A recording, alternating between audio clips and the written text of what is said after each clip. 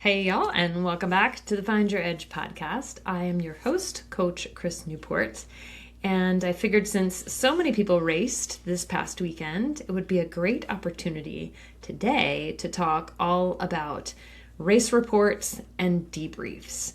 So if you're watching this on YouTube, I've got our race report template that oftentimes we'll use with athletes, but this at least gives you some more detailed report structure so that you can truly reflect on a race experience.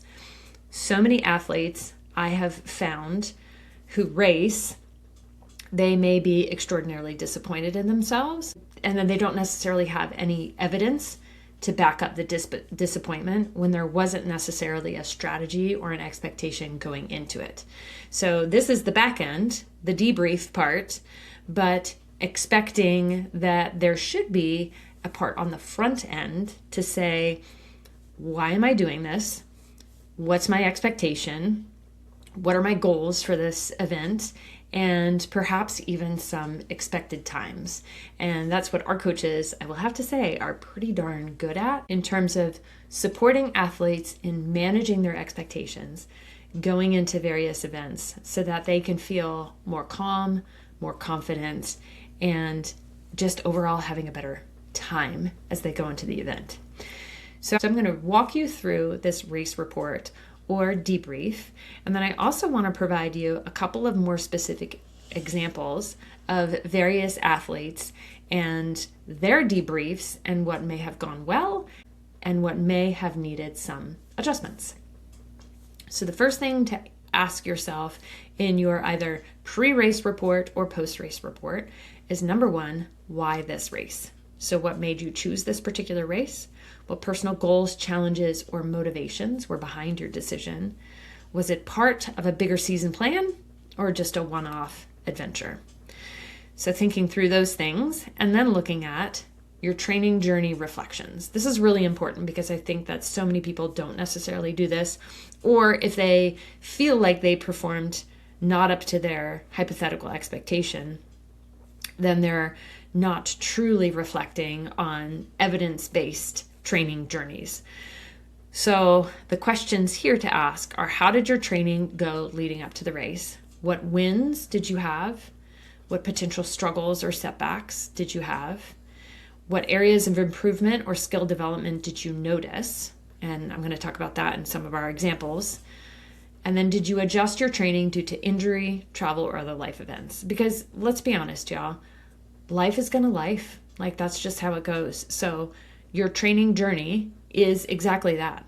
It's a journey. So there is no quote unquote perfect training, and we're also unique and fabulous. So be sure to honor that.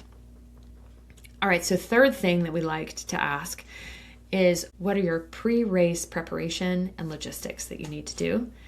So when did you arrive? How did your travel go? What were your routines leading up to race day? Like sleep, like meals, maybe like a shakeout run or a pre-race bike ride just to run through all the gears. What were your gear check and pre-race rituals? What went smoothly? What perhaps would you improve? And then looking at, of course, race day conditions. So if you were one who just did White Lake Half Ironman this past weekend, God bless you.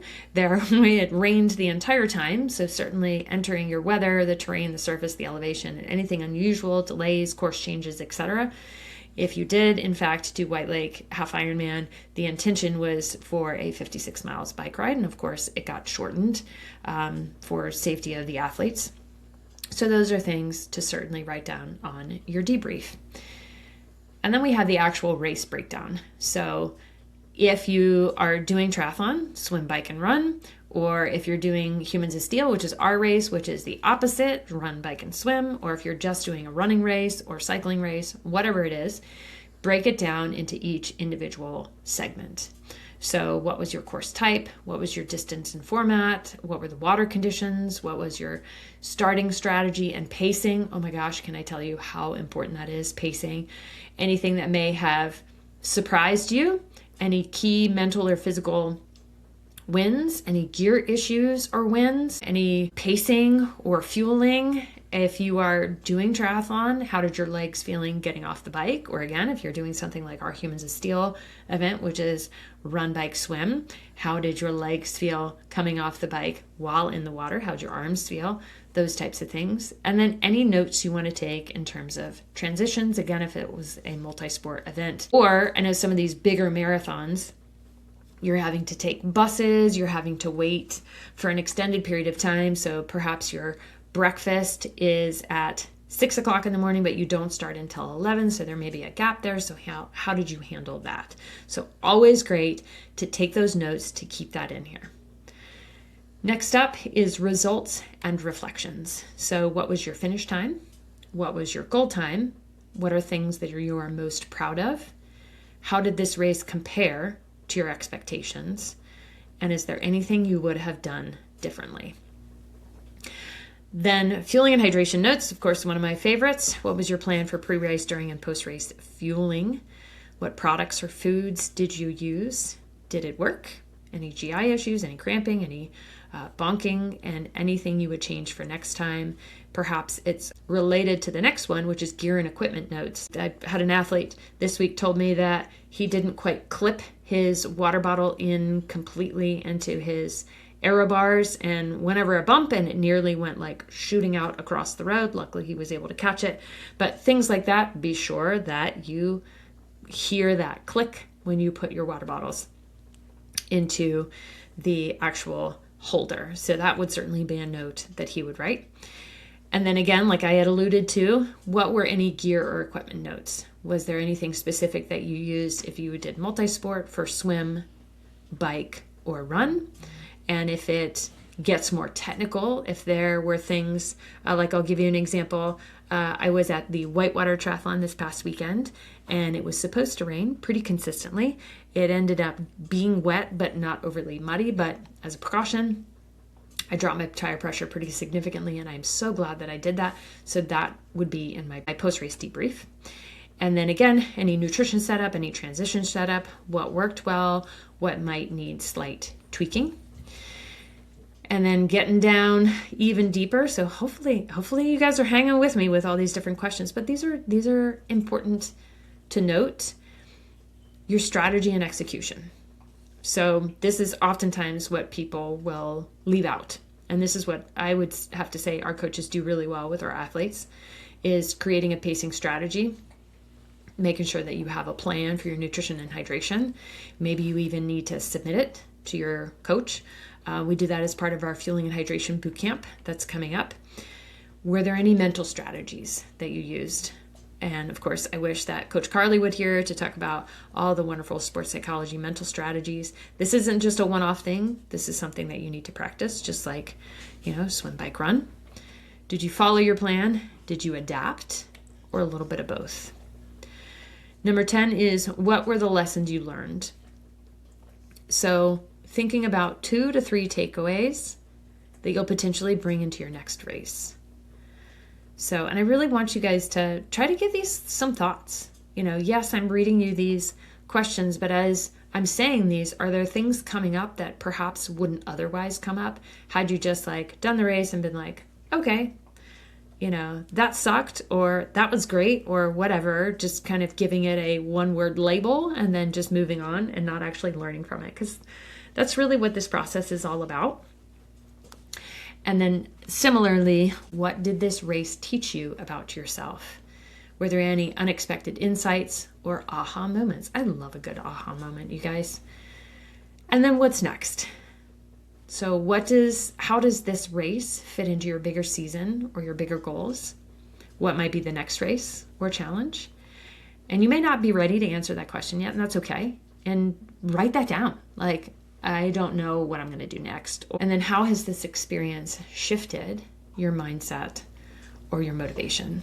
So you guys heard all about how my mindset and motivation changed after Xterra World Championships a couple of podcasts ago. So I'm happy to link to that as well if you want to hear all that.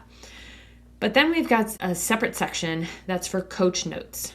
So this could be for coach feedback, for review, for next steps. And then getting into my athlete examples.